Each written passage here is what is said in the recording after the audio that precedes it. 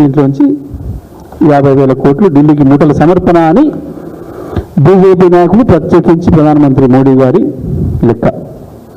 నాదేం కాదు, ఎందుకంటే వారే చెప్పిండ్రు.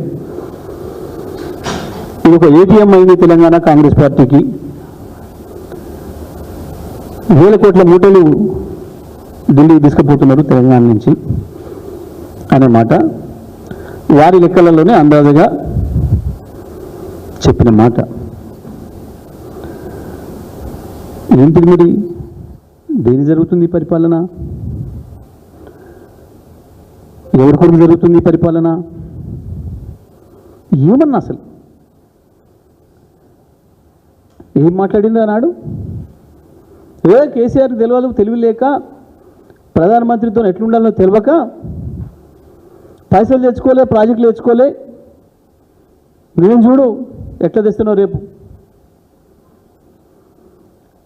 నిజమే, కేసీఆర్ 10 సంవత్సరాల కాలంలో 10 సార్లు కూడా పోటీ ఢిల్లీకి.